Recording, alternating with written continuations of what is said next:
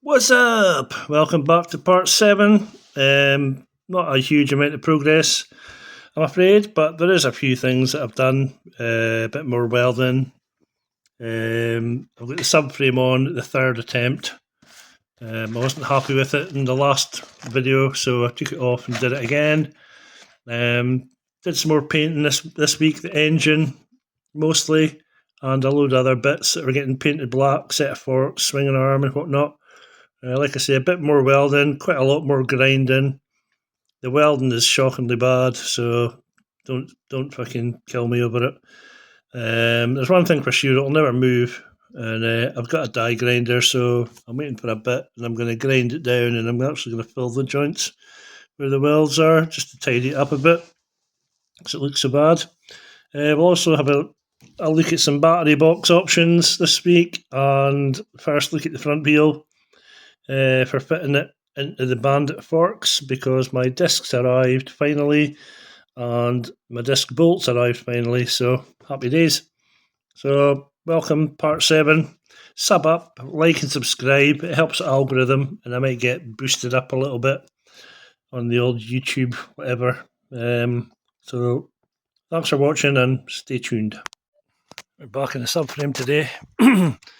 As you can see, I've tacked these back on again. I took them off after the last video because they're too high. It was a bit too German Street Fighter for me, like. So I've welded these back in, and I've also profiled this tube. As you can see, profiled at both ends. I need to tidy up this end here because I've literally just finished profiling it, and it's a reasonably good fit, I would say. So I just need to match that on the other side. What could possibly go wrong? And obviously weld it in. I've discovered, had my welder mate around this morning, he was giving me some advice on settings. He didn't actually weld it for me, unfortunately. And he's telling me that my helmet mask's pish. It's not darkening enough. And I noticed myself when I was welding, like, I'm new to welding obviously, so that's the only mask I've had. That when you strike the arc, it's just like a blur. You know, it's just like a big orange blob, I suppose, as you're looking through looking through there, you know. And it's not meant to be. You should be able to see the wire coming out, and you should be able to see the joint that you're actually tacking, but I'm more like doing it by feel than anything. So I need a new helmet, and I need a new element for the front of it. But he reckons he's got one sitting down in the shed somewhere. So this afternoon he's going to have a dig and see if he can find it for me. That'd be great if he could, like, it'd be magic. And I'll be able to get the rest of this welded. But yeah, I'm quite happy with the angle of that. It's kind of hard to tell because it's sitting in its end, but it's a lot less Germanic than it was, shall we say. So happy days. Just need to profile the other one exactly the same as this. Shouldn't be hard, should it? Right, so I've profiled the lower tubes in the subframe here. I've just taped them in place just now until I get my helmet sorted out. You can see it's a nice tight gap, and they're both the same length, which helps. So if we look back, this is attempt number 3 in the subframe, and I think it looks where it needs to be now. I'll stick the seat on, give you a pick. Right, I've just stuck the tailpiece on, and that steel tube at the back obviously will be getting cut back to the underside of that red cowling, so you won't see it past the front of the cowl here. It'll get chopped off behind the cowl, then I'll make up another bit to go underneath the light and the seat catch. So that's it sitting level because I cut off that stupid fucking centre stand. There's the remains of it, and I'm pretty happy with that. I just need a helmet. I'm really happy with the angle of the subframe tube below the seat. I think it looks smart as. It's just exactly what I wanted. Plenty of air between there and the wheel. I'll obviously have to put a battery box in there, which will hang down probably below the bottom tube. But we can live with that because I'll be getting painted black and it'll be out of the way. Next, I just have to make up the hoops for the front of the seat, and sort out the seat catch at the back. But yeah, I'm pretty happy with that. I'll be even happier once it's all welded like. So I was all set to clean this down for painting, but I couldn't resist getting in and having a look. Clutch looks alright, to be fair. You know, always remember your thrust washer. These springs, I've never seen them in like a GSXR engine, so I don't know if they're standard or not. But I'm pretty sure they're not held in with flipping Phillip heads, Allen socket heads, should I say. But never mind, if it works, it works. Gasket split when I took the casing off, obviously, and when I took the clutch slave cylinder off, it was bloody seized solid, just with corrosion. But I'm quite happy the clutch is fine. I'll have a look on the other side. Right, I've given it its first wash down with petrol, and as you can see, somebody's used cheap paint in it before. It's just lifting with the petrol. Same all these bits in here, but we'll not worry about it, because next on the agenda, I mean that looks like oil and stuff, but it's actually not. It's just peeling paint. So same with this, obviously that's needing completely redone. So what I'll do is I'll give it another, I'll get a wash down with truck wash and a stiff brush, then I'll pressure wash it. Obviously I'll block off all the holes before I do that. All the intakes and the outtakes and the starter. Want to get that, don't want any water in there. So I'll use a heavy duty degreaser on there, and I'll give it a good brush down with a stiff brush that's obviously resistant, and then it'll be time for some wax and grease remover and a coat of paint. I'm going to leave all these bolts in because I've got a new set of stainless bolts, and half of these are mild steel and the other half are the wrong size, so I'm just going to hit this as well with paint. I'm not going to bother taking it off because I would just have to find some bolts to plug the holes with, and I don't have any.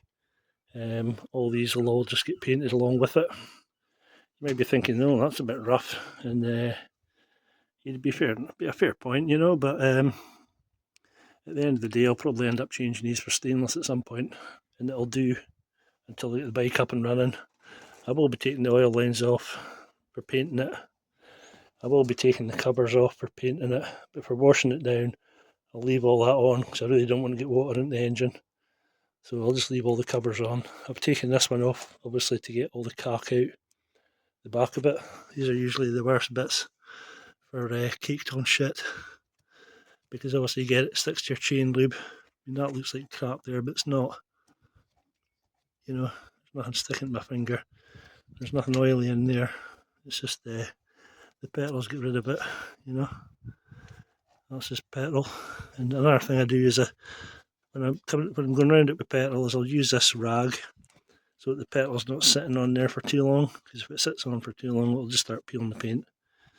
All you want it to do is clean all the stuff off the outside. You don't really want to be sanding more than you have to, you know, and then just give it a clean out. This needs to come off, this needs to come off to get right underneath it. This comes off, this comes off. This is for painting I'm on about.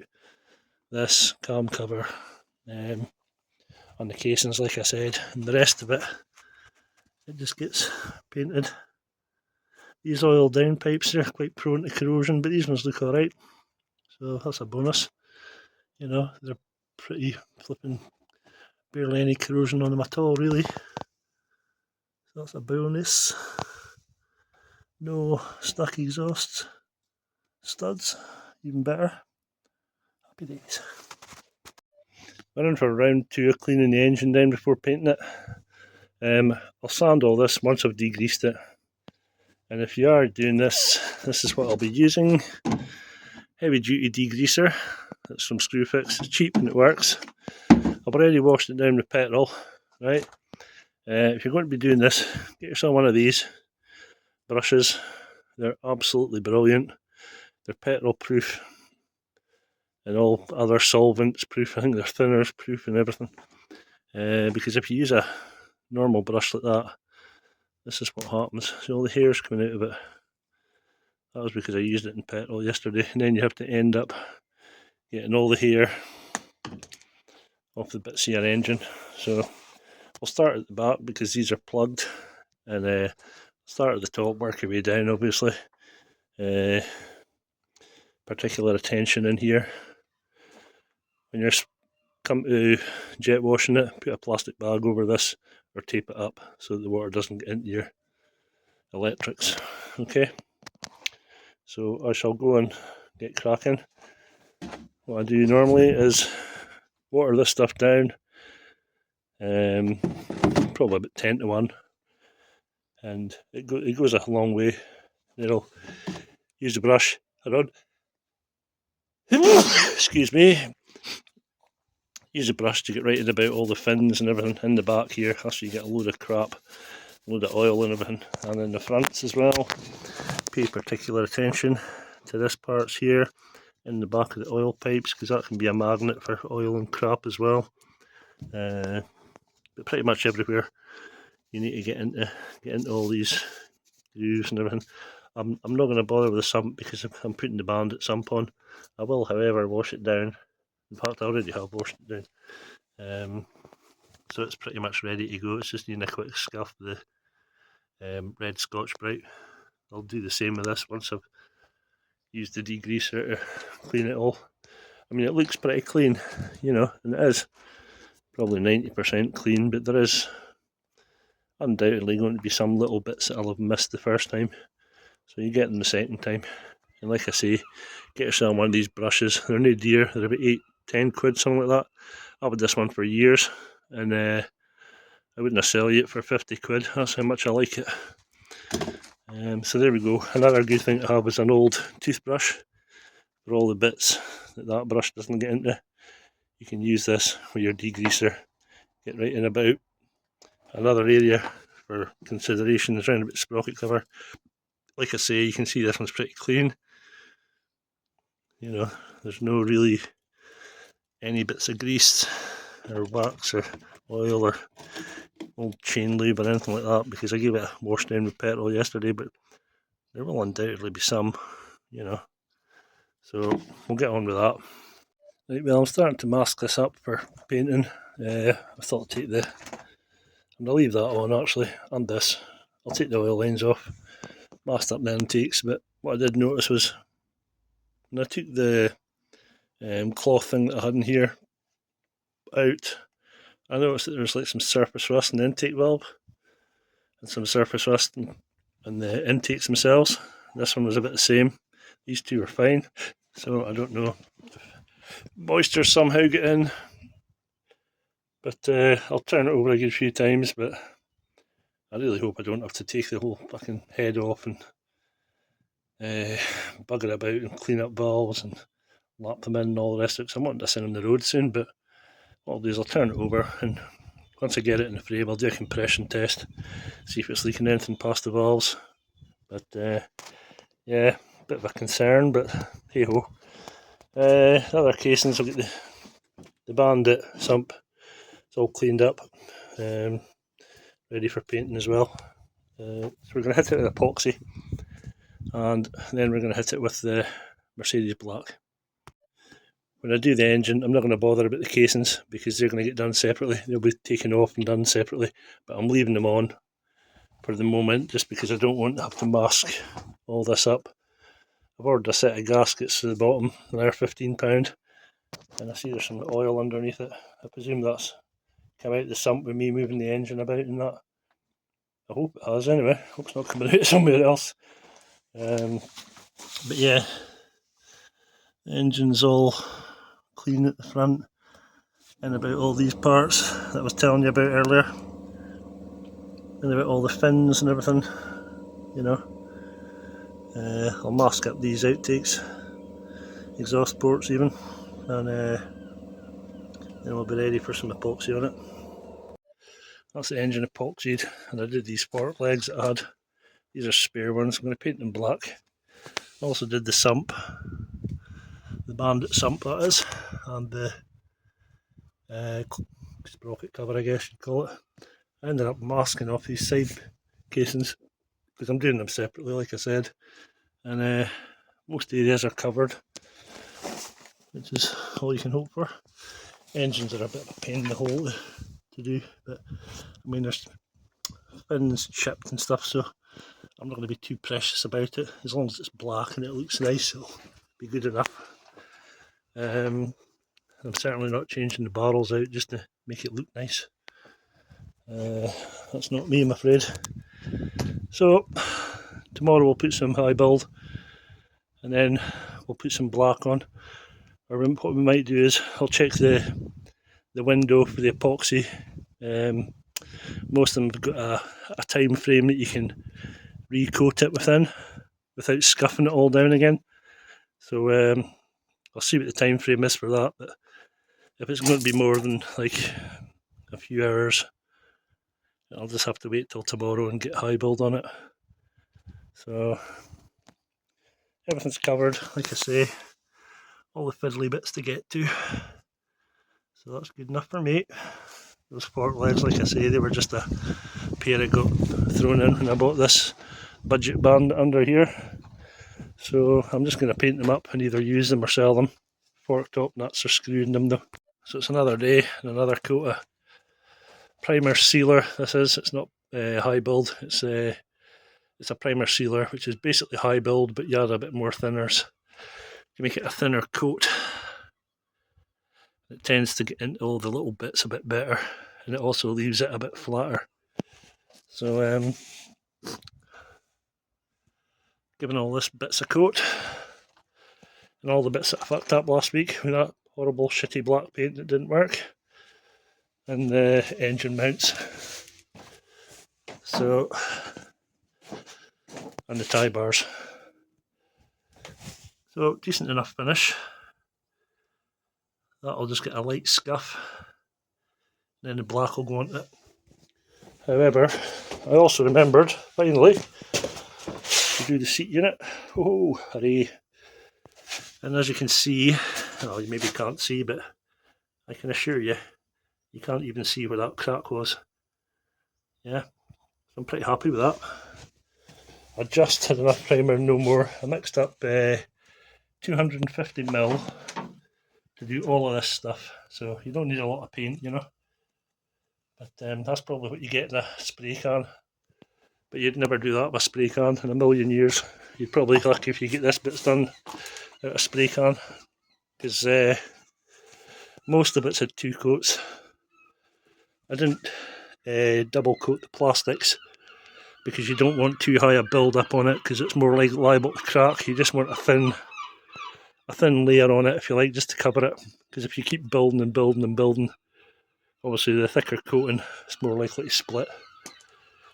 And the engine's turned out alright, you know, got in all the bits that I need to get into, I think, all those fiddly bits. Oh, there's a little bit I missed. Hellfire. Never bothered taking the oil lines off in the end either, because I've got new bolts for them, and I'm just going to paint it all black, fuck it. I've not got time for all that shit, taking everything off. But if you want to do it properly, take everything off. That's all I'll say. But because I've already cleaned it all down, right, my thoughts were, if I take this off, there's a good chance that there'll be some oil residue in here. Might come down the back of the block and stay in it. Same with the bottom bit. Thought if there's oil down there, it's going to pool in that. It's like a sunken part of the engine block there. So I never risked it. I just thought, fuck it, I'll just paint it. It'll not matter. I did mask up the cam chain tensioner. That was good of me, wasn't it? And the cables, the wires out the engine, and the casings. So, but yeah, these forks came out pretty well. Quite pleased with them.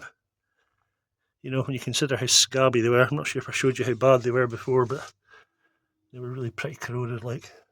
So there you go. Nothing's unsavable. Front of the engine there. Again, all the bits I need to get are got, including the oil filter.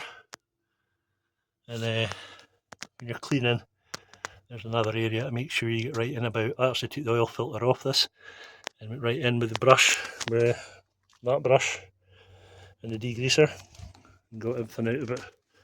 So, like I say, preparation's key. If you want to make a decent job of anything, you need to prep it properly. If you don't prep it properly, it's just going to be a fucking nightmare. You're just going to end up making an arse of it, okay? So, I'm not going to bore you to tears with loads of painting videos, but After this I'll put 2 coats of black base on here, and then I'll put 2 coats of clear on it. Same with all these. 2 coats of black, 1 coat of, well, 1.5 coats of clear probably on the plastics. 2 coats and pretty much everything else. When I say a half coat, all I mean is you're not getting full coverage with it. So when you spray it, you can see that it's like, it's not a solid sheen, if you like. It's like just less material on it, you know. Looks a bit, what can we say, a bit more matte.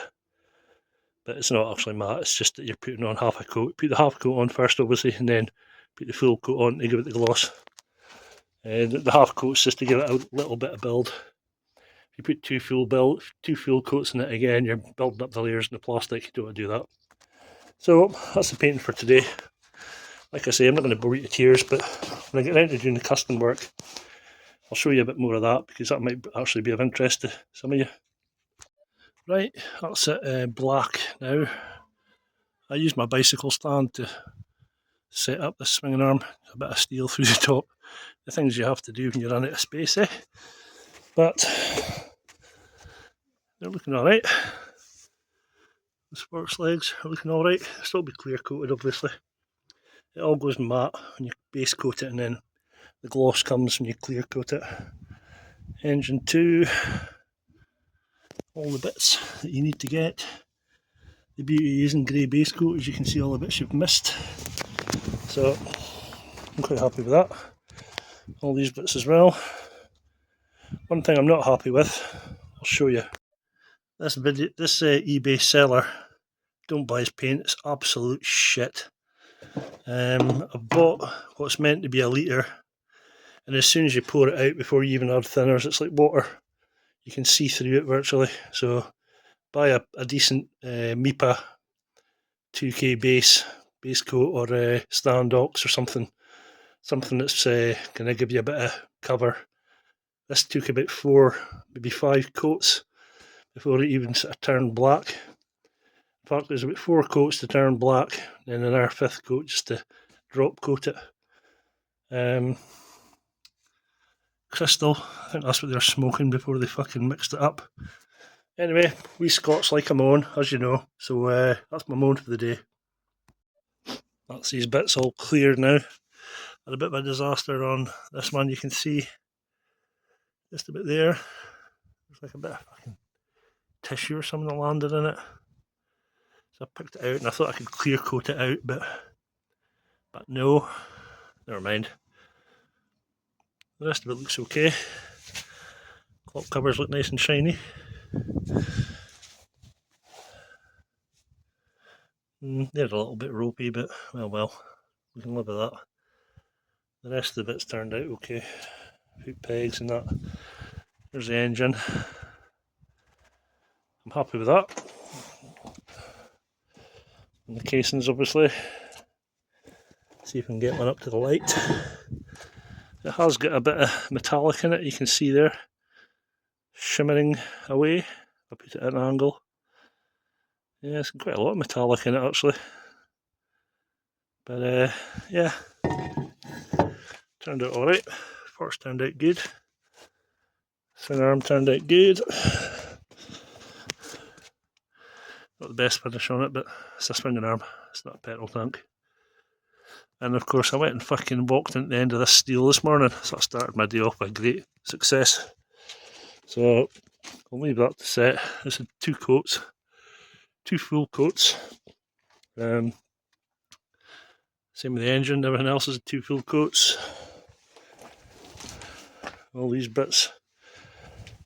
So I ended up using 350 millilitres for this, which is quite a lot, but you want a decent coat in most of it, apart from the plastics.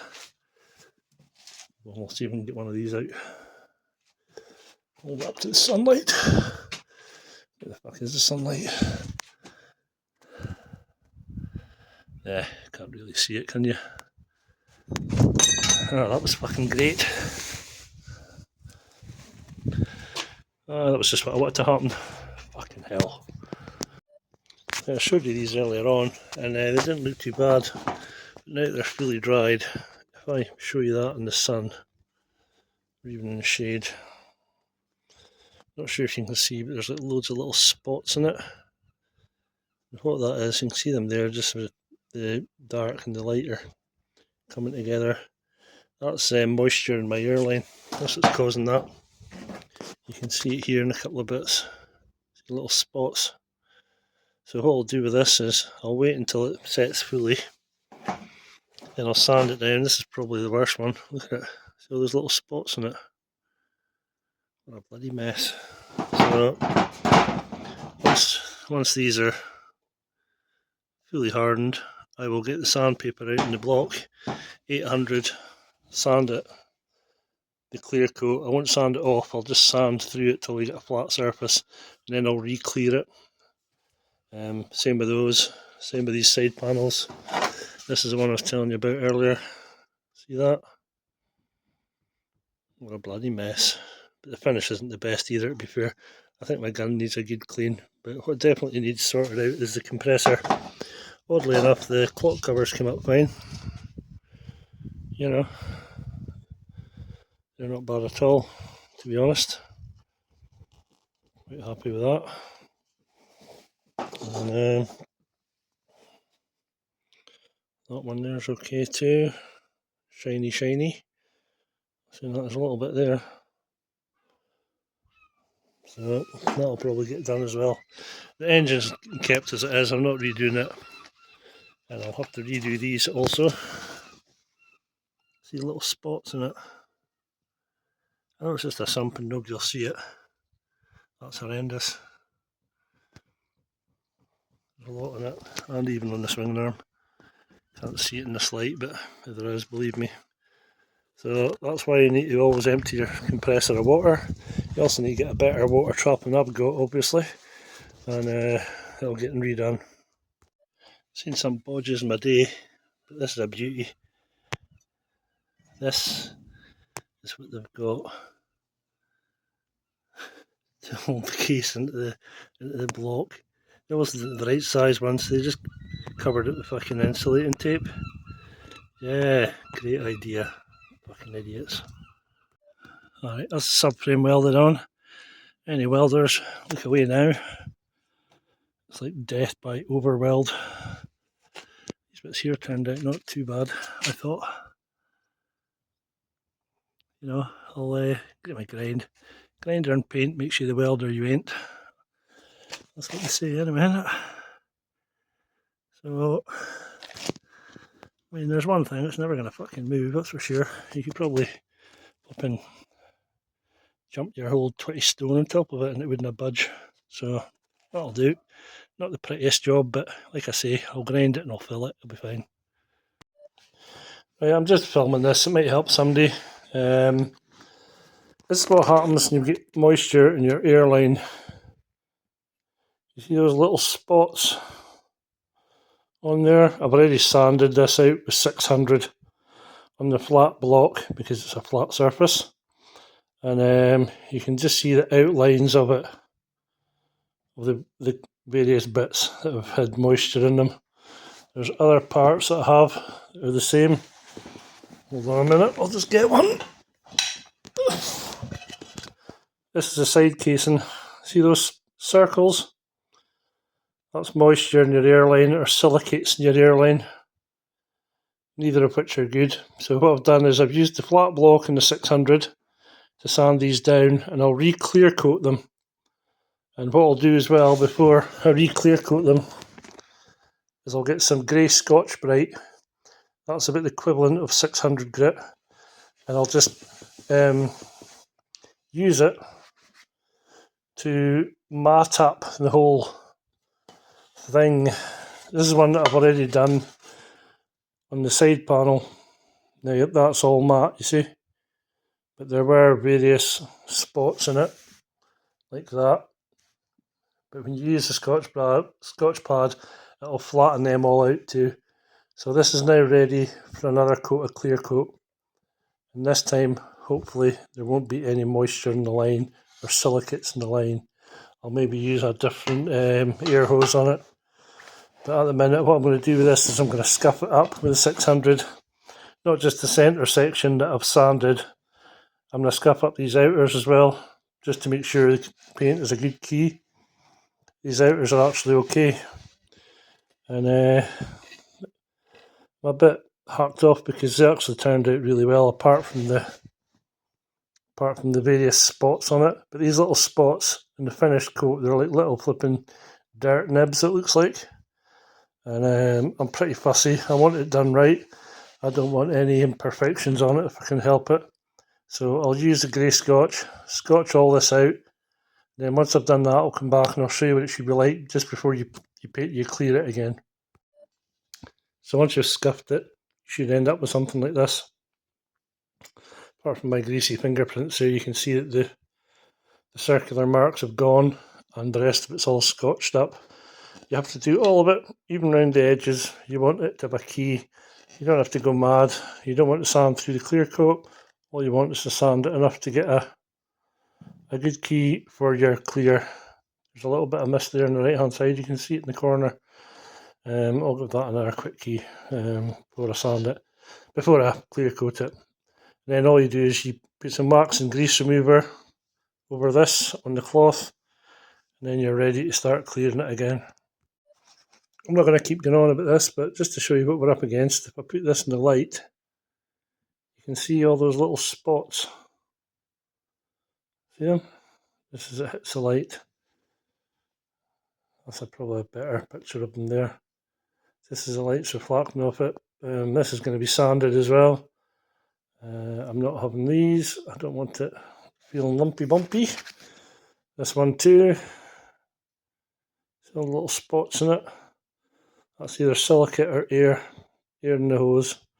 This one's will get 600 grit dry and then the scotch. Also, when you come to recoat these with the clear coat, what you're hoping to do is to get one full coat of clear, and that's it. Leave it at that. You don't want to build up more layers of clear than you actually have to. So there's already clear coat on it. All you're doing is getting the sheen back on the surface, and like I say, wax and grease remover it. Then use your tack cloth to get into the bit around the hole. And like I say, one full coat of clear should bring it up looking like a glass mirror. That's the plan anyway. My bits from yesterday, some of the bits turned out pretty well. That's one of the engine mounts. There are a couple of imperfections on it, I guess, but it's an engine mount, you know. It's not a flipping petrol tank. So I'm happy enough with that. And then this casing here, it looked alright. You know, that's good enough for an engine casing, I would say. There's not a load of marks in this one for some reason. So I'm not sure what happened there. Just got lucky, I guess. There are a few if you want to be super critical, but I'm happy enough with that for an engine casing. That's the rest of the bits there. The clock covers, and they came out okay. Suspension links, well, you seen me drop one yesterday, but I managed to clean it up. And basically just casings. Right, I'm not going to bleat on any more about painting engine stuff. I will, however, bleat on some more about painting the bodywork because I'll be starting it shortly.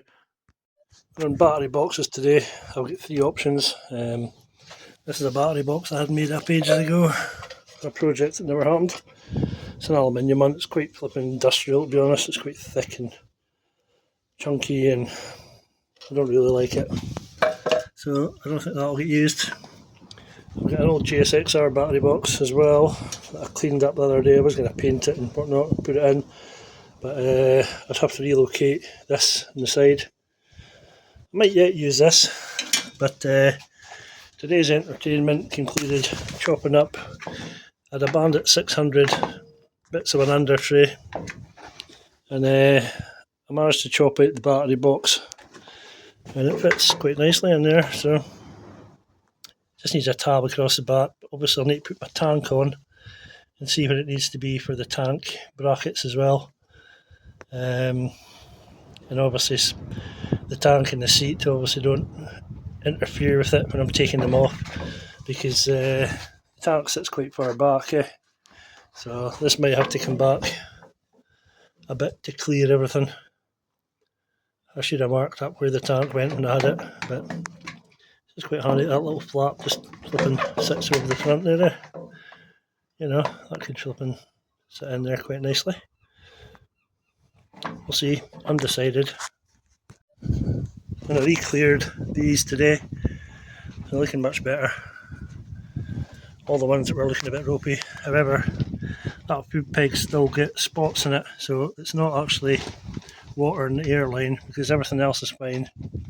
So I'm just putting it down to the fact that aluminium's porous and it keeps popping bubbles up out through it. But it's just cheap castings, you know. Bandits weren't exactly known for their build quality, you know, and I'm just gonna have to live with it. But I've had 2 attempts at it and the other bits look better, so not a complete loss. I did the swing arm as well again. I actually gave it a coat of black first because there was a couple of bits I missed. One on the top and one of these edges. So as you can see, maybe you can't see, but take it from me, it's looking dang pretty. You know, you can see a reflection there, kinda. You know, so that's good enough for me. And like I say, it's better than it was.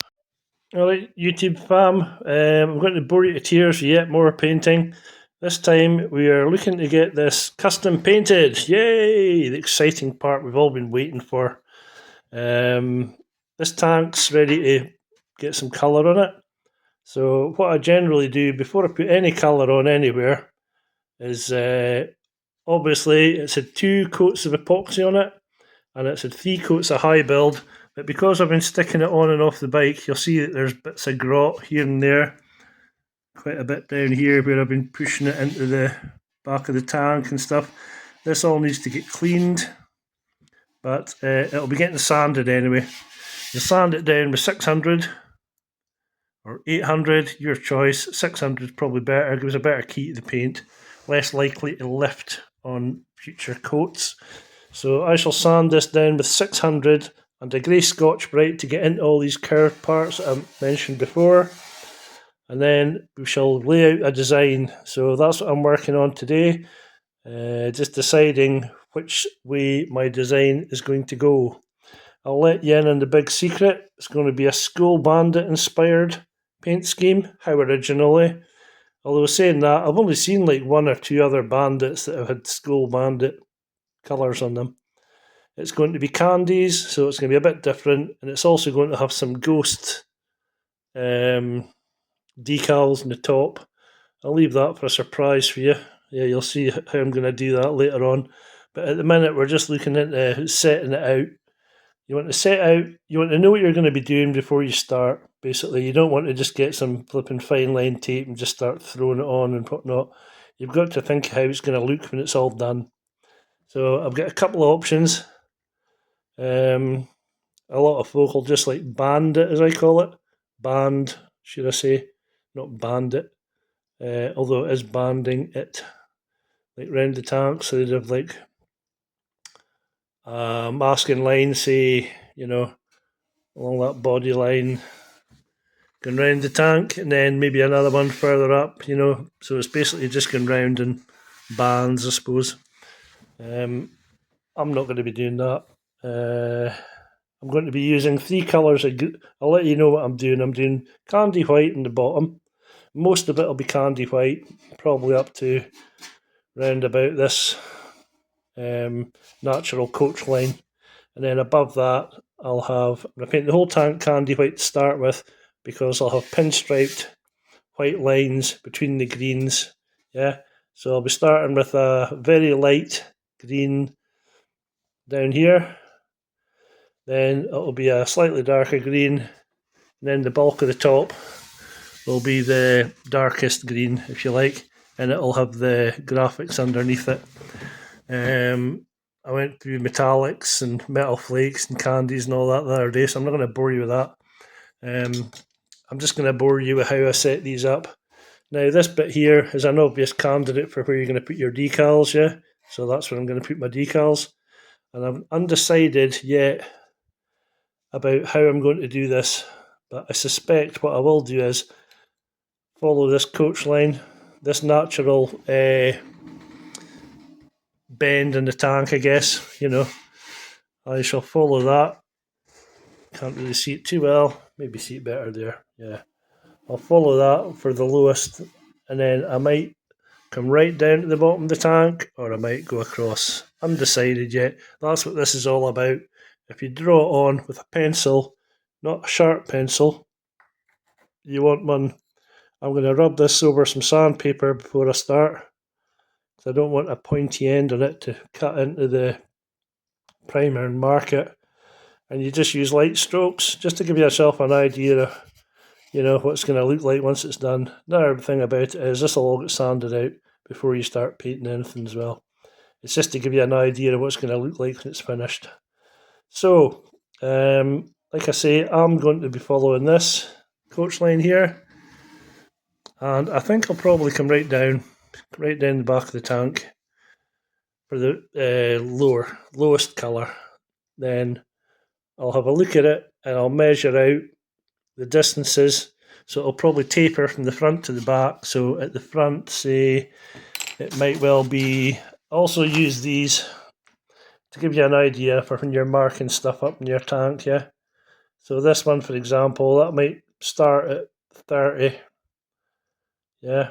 By the time you get halfway down, it might go to 25, and then at the end it might go to 20 to taper it off. You don't have to taper it off, you can have solid bands the same width all the way down, but I think it personally looks better tapered off. I might also take the bottom colour around the front here for a part. I'm not sure if I'm going to do that or if it would look blank, but I might just mark it out and see what it looks like, you know. And I'll also mark out my distances with this. So like we'll go like from the edge, get your pencil mark on that top part, and then obviously you'll have your fine line dividing mask, and then you can measure for the second part, the second colour of green, should I say, and most of this top will be the darkest shade. So I'm just going to do some doodling on my tank, and I'll come back to you once I've sort of decided a couple of options of what it can look like. I'll do one on one side and one on the other side. Another useful addition when you're marking stuff out is to get yourself some fine line.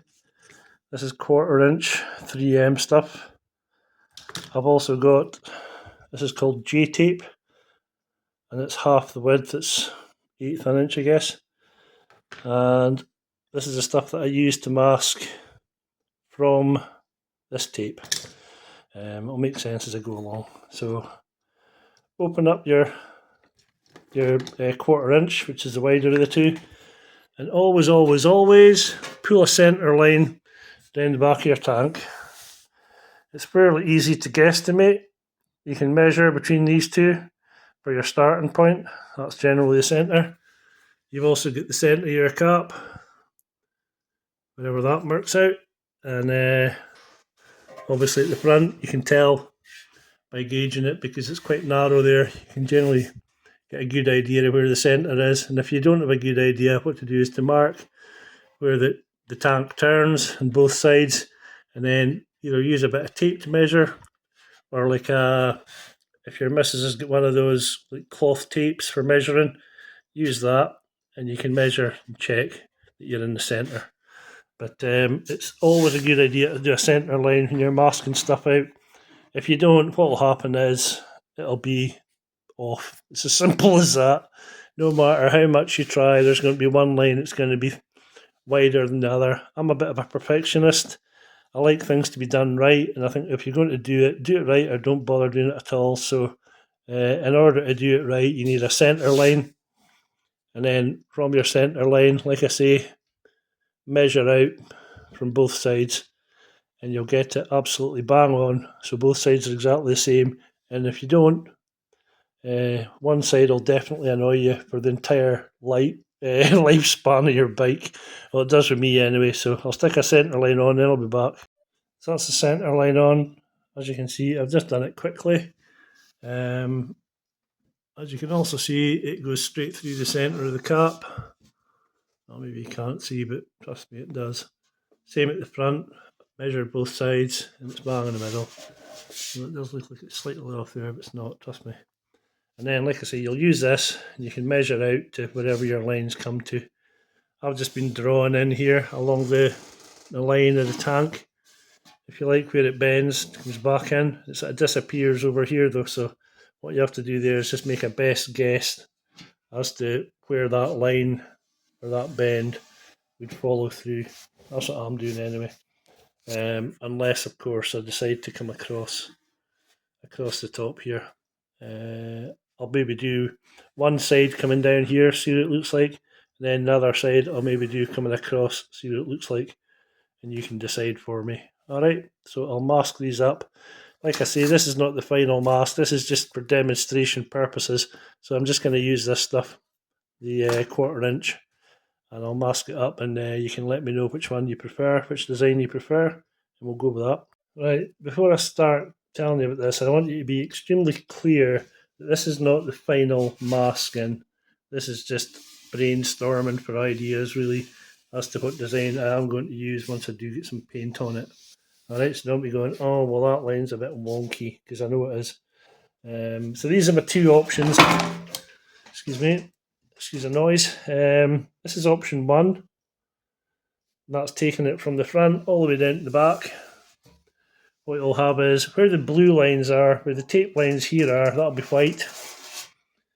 This top bit will be the darkest candy green with the graphics in it. This part here will be a slightly lighter shade of green without graphics in it, but it will have metal flake underneath it. This will have metal flake underneath it. The whites will be solid, okay? So this will have metal flake underneath it. I'll basically be metal flaking from here, from this bottom line up, yeah, wherever I decide to put it. This part here won't be getting metal flake because it's getting painted white, and white will just cover the metal flakes, so there's no point. But the candies, you'll be able to see the metal flake coming through it. So, lime green, mid green, dark green, and that's it coming all the way down to the back. Obviously this centre line won't be there once it's painted, so that's just an idea straight off the top of my head, to be honest. This other one, I just did it really quickly as well. That's why the lines are all, like, they're not measured out or anything. It's just like I say, it's just a brainstorming session, this is. So that's idea one. And this here is idea number two, which will have them basically just coming from the front, round the side of the tank here, and then obviously this will carry on the other side, the same as this side. So, what do you reckon? Which one do you prefer? I've tried to use the body line of this one, just to give me something to go off for marking it out later as well. Obviously this indent, you know, if I took this design, the Suzuki or whatever would have to be like stuck in here somewhere, or even in here somewhere.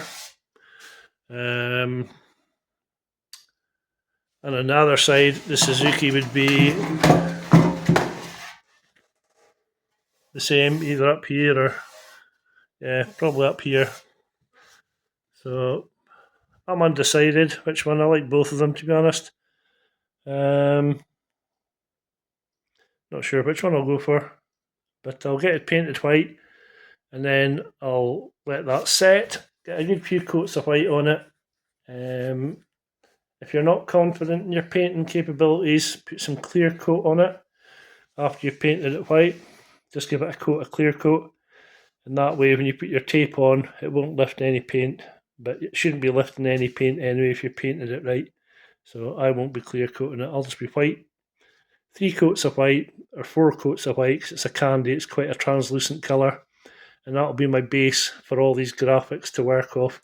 Then I'll mask it out, mask off the bottom, paper all this, metal flake the whole lot at the top, and then I'll put these lines. I might leave the lines unmetal flaked, In fact, I will leave the lines on metal flake, they'll be white. So once it's all masked up, it'll look similar to this. Spray metal flake all the way over here, the whole thing, so when you lift it, you'll still have your white line. This will be metal flake, this will be white, metal flake. And then you add your candies into it. And for doing your candies, light coats, lots of light coats. I might put some effects in here. I might use some crystal effects, or I might use some marbling in it or something like that, just to jazz it up a bit, you know, because the top's going to be, it's going to be metal flaked, and then it's going to be white base, obviously. Then I'll put my mask down, which is the decals. In fact, yeah, I'll put my mask down, which will be the decals. Then it'll be silvered, or metal flake, should I say. And then the candies will go on top. Then I'll pull the mask off, and it'll have the design in it. So if you prefer either of these options, let me know. We'll call this one with the lines all the way down to the back of the tank option 1. And we'll call this one with the lines just round the back of the tank option 2. I mean, obviously it'll get tidied up. It's not going to look like that. This will be all measured out properly, so the gaps are actually a bit more realistic than that, you know. So we'll call that option 2. You also have to remember where the Suzuki decal's going. So you decide. Option 1, option 2. Painting it next week. I also repainted my forks the other day because I wasn't happy with them. It turned out rather well. And I clear coated a few other bits, the footrests and all the rest of it. I can't remember if I've mentioned it, but it turns out the aluminium's porous on the footrests, so it keeps popping through bubbles. I thought it was air my airline or silicates, but it's not, because it was only in the footrests. When I recoated them, it was only the footrests that came through with, so it must just be cheap, crappy aluminium. Not much you can do about that. And for the level it's at, I'm quite happy with it. I'm going to just put up with it, you know. So that's how you lay out graphics. Like I say, you can just use a pencil, or you can use fine line tape or whatever. This fine line tape's not cheap, so it's probably easier a pencil. You get just good an idea, you know. But I just put the tape on so it'll give you a better idea of what it's going to look like. Okay, so next week we're doing some custom painting, baby. Oh yeah. Right, I'm doing a measuring today for these wheels, because obviously the Bandit wheels aren't going in, the Triumph wheels are going in. And I've measured up this one. And what I've done is I've measured from outside disc base through the wheel to the other side outside disc. And that way, because I know that this fits the Bandit standard yokes with the brakes and all the rest of it, that's the size I need. And what I've come up with, as you can see there, outside to outside, 131 millimeters. That was what that measured at. So we'll go through the house. Also measured the hubs as well, but that doesn't really come into it. And through the house, and the discs arrived my Triumph wheel the other day. So I stuck them on. My bolts arrived today, and now we're doing the measuring game. And it really couldn't be any better. Well, it could be marginally better, but it's 130 millimeters, as you can see there. I've just locked it onto the wheel, so that's perfect. What I will have to do though is I'll have to make up some spacers for the forks. I'll